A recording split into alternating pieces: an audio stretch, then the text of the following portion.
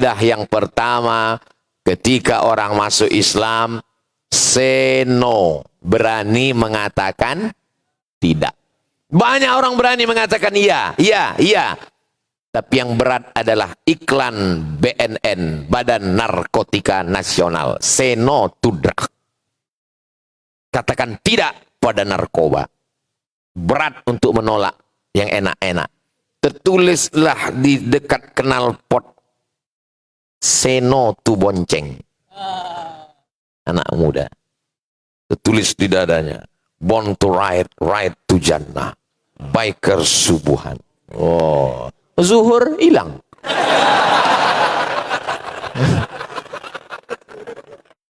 Kau kenapa, kemana? Saya zuhur di masjid lain, Pak Ustadz. Oh, bukan dia tak sembahyang subuh. Sedangkan subuh melawan kantuk aja saya datang.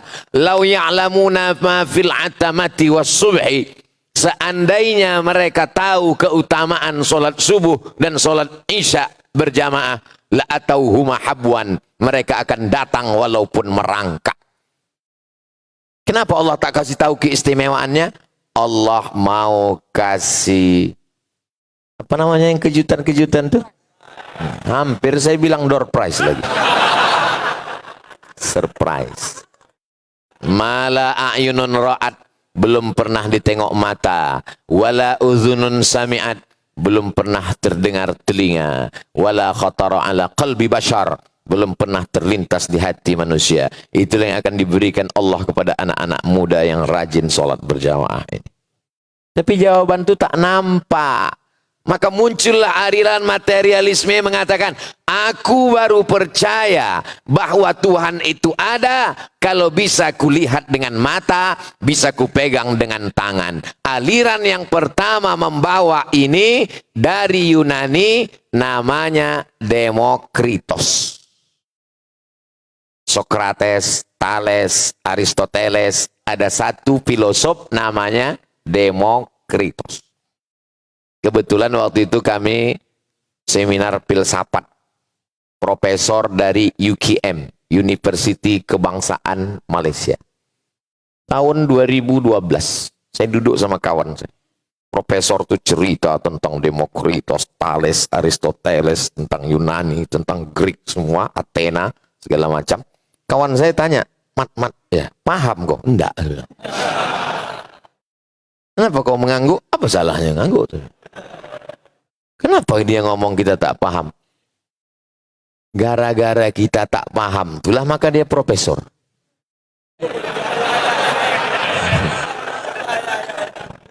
Itu maka aku tak mau profesor, aku mau LCM aja, saya bilang. Jamaah tuh paham. 2012, sekarang 2022 beberapa hari lagi. Saya profesor. Udah 30 menit saya bicara. Paham tak jamaah isi cakap saya? Paham? Alhamdulillah. Ternyata saya tak sama macam profesor itu. Dia bukan karena bodohnya, saking kan tingginya ilmunya, tak jijak lagi ke bumi. Mengawang-ngawang dengan bahasa langit.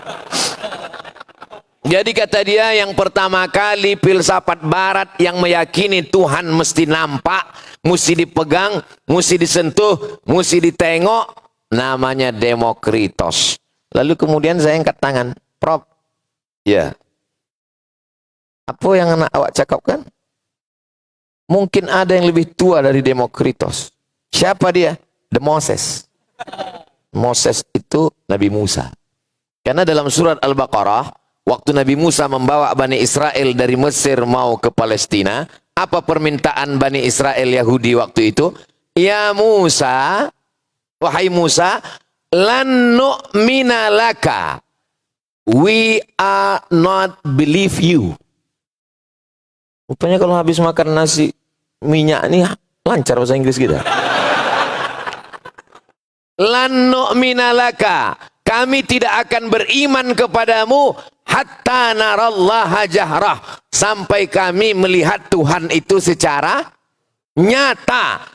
Kalau Tuhan itu tak nampak, tak nyata, kami tak mau beriman kepadamu, wahai Musa. Karena Bani Israel tidak boleh menyembah patung dan berhala. Nabi Musa tak mau membuatkan patung, orang Bani Israel, minta buatkan patung. Sebulan yang lalu di Jakarta ketemu dengan Kohani, mualaf masuk Islam. Saya tanya, Kohani, iya, kenapa antum masuk Islam? Jawabannya terkait dengan ini. Apa kata dia? Karena Islam Tuhannya tak nampak.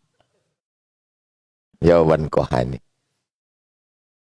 Jawaban itu simple, tapi bagi orang yang menggeluti bidang pemikiran, menarik. Di mana letak menariknya? Kalau dia berpikir. Kalau tak berpikir, tak menarik.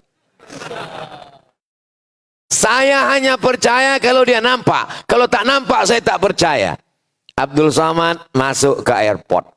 Sampai di pintu mau masuk airport, lepas cincin, lepas jam, lepas semua, masukkan ke kotak, masuk. Lalu kemudian petugas yang pakai baju biru langit itu mengecek. Nampaknya gunting kuku, nampaknya gunting kecil, nampaknya jarum pentol. Apa yang membuat yang di dalam koper itu bisa nampak waktu lewat? X-ray. X-ray itu cahaya. Kita bukalah dalam kotak itu, nampak X-ray. Kalau cahaya X-ray aja tak nampak, apalagi cahaya Allah Subhanahu wa taala. Allah bukan cahaya. Jadi kalau ada nanti menantang kalian, kalau memang Tuhan itu ada, mana dia? Jangan lawan, bawa aja ke airport. Jangan kalian buka kan, masukkan dia ke dalam.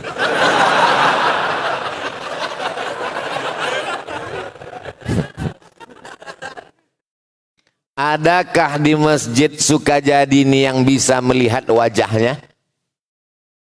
Ada? Tak ada. Kapan manusia pertama kali bisa melihat wajahnya?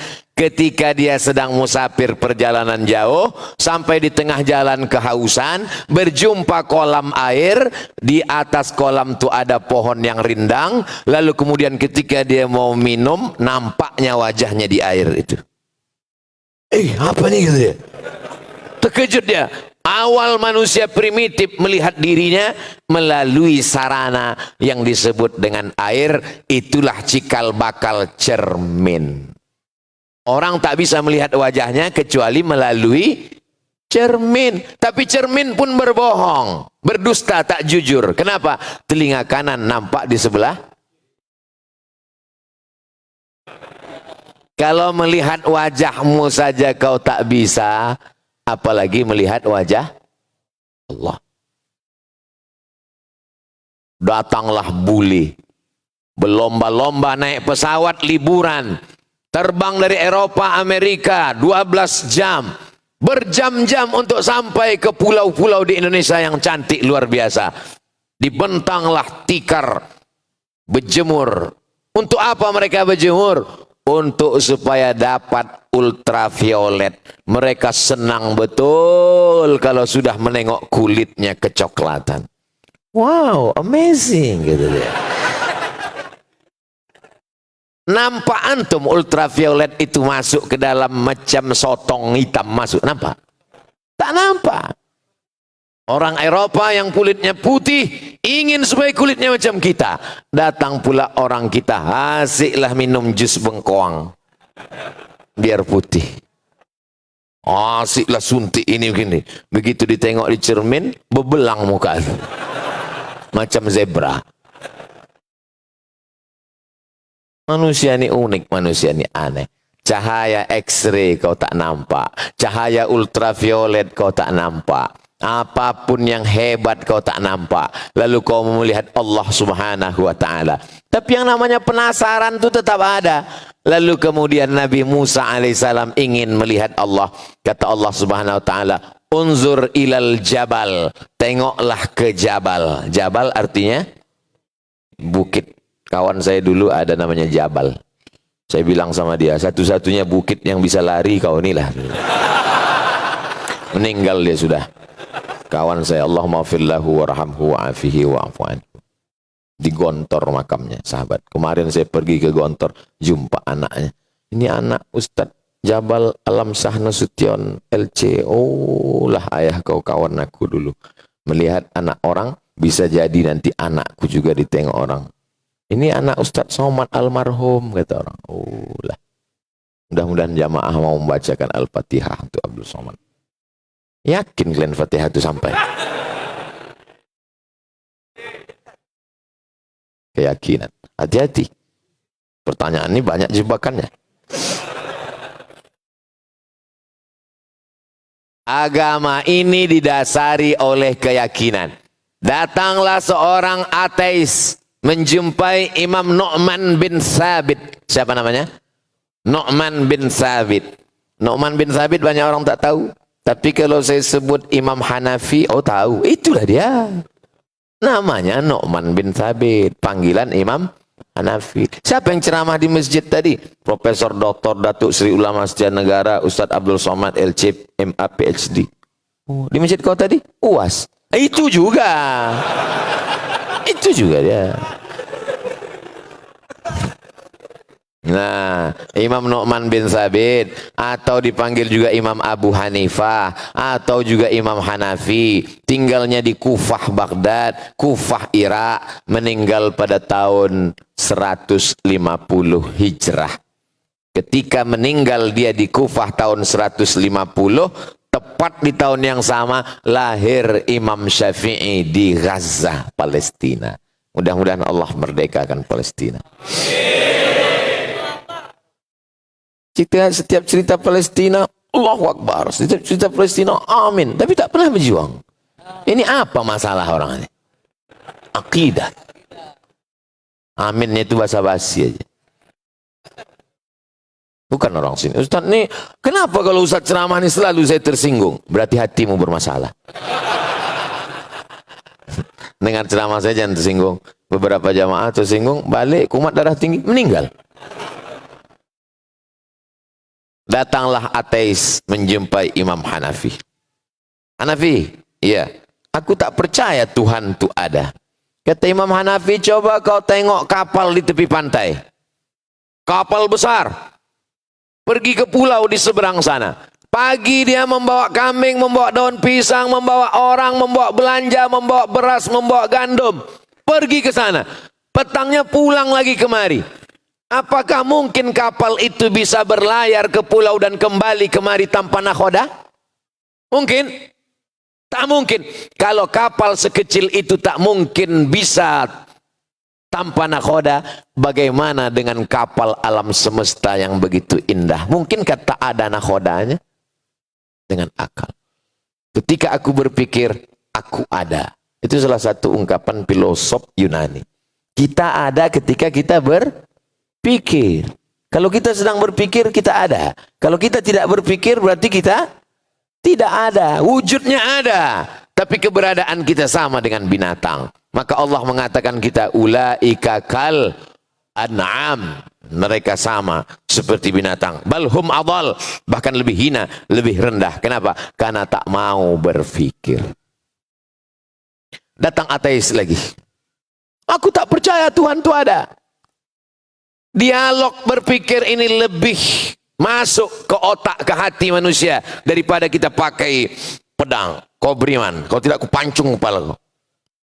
Dia mungkin beriman tapi terpaksa. Lalu kemudian kata Imam Abu Hanifah, Imam Hanafi, seandainya kau naik perahu sampai ke tengah laut, perahumu dipukul ombak, dihempas gelombang, menabrak batu karang yang tajam, pecah, tenggelam. Tapi kemudian kau hanya berpegang kepada satu keping kayu. Ada satu keping kayu terapung, disitulah. Kakimu tak menginjak ke bawah, matamu tak melihat tepian. Di saat tengah malam sepi sunyi, adakah rasa dalam hatimu mengatakan bahwa ada Dia yang Maha Kuasa? Ada atau tak ada? Dari mana antum tahu? Pernah rupanya antum tengah laut gitu? Mana tahu nanti ada orang di Batam ini mengatakan tak ada Tuhan itu. Jangan marah, bawa aja dia ke tengah laut. Nah, sampai di tengah itu pecahkan sampan tuh. Biarkan dia bergantung sekeping. Ke bawah tak menginjak, ke atas tak bergantung, ke tepi tak nampak tepian. Tapi kalian siapkan pelampung. Nah, habis itu tanya dia, cuma mana? Ada Tuhan tuh? Ada kata.